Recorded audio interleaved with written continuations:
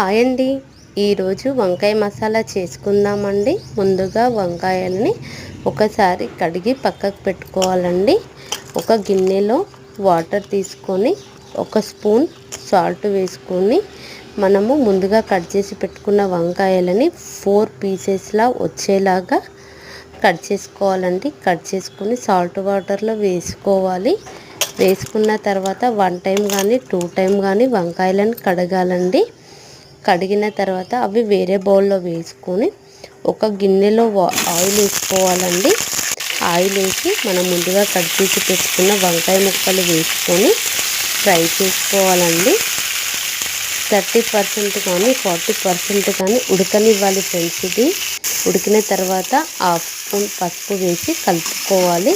కొంచెం ఫ్రై అయిన తర్వాత ఈ పీసెస్లని తీసి వేరే బౌల్లో వేసి పక్కకు పెట్టుకోవాలండి.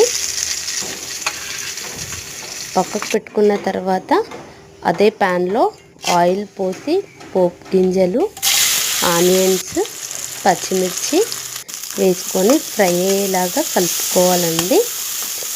ఫ్రై అయిన తర్వాత నేనైతే ఒకటే బంగాళదుంప కట్ చేసుకొని వేసుకున్నానండి. మీరు కావాలంటే 2 వేసుకోవచ్చు.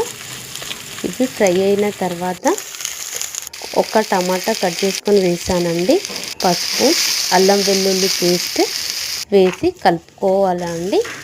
ఈ వంకాయ మసాలాకి ముందుగా కొన్ని పల్లీలు, కొబ్బరి, నువ్వులు వేసుకొని కొంచెం పచ్చి స్మెల్ పోయేలాగా వేయించుకొని మిక్సీ జార్లో వేయించుకొని మిక్సీ పట్టుకోవాలండి. మనం ముందుగా కర్రీ స్టార్ట్ చేసాం కదా అండి, దాంట్లో కారం, పసుపు వేసి కలుపుకున్న తర్వాత మనం ముందుగా మిక్సీ పట్టుకున్నది పేస్ట్ దాంట్లో వేసి కలుపుకోవాలండి. అది మంచిగా స్మెల్ వచ్చేలాగా ఉడకనివ్వాలండి.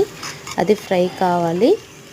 ఉడకనిచ్చాక మనం ముందుగా రెడీ చేసి పెట్టుకున్న వంకాయ ముక్కలని అందులో వేసుకొని ఒక 2-3 మినిట్స్ హైలో పెట్టి ఉడకనివ్వాలండి. ఉడికిన తర్వాత కొంచెం ధనియాల పౌడర్, కొత్తిమీర వేసుకుంటే వంకాయ మసాలా రెడీ ఫ్రెండ్స్.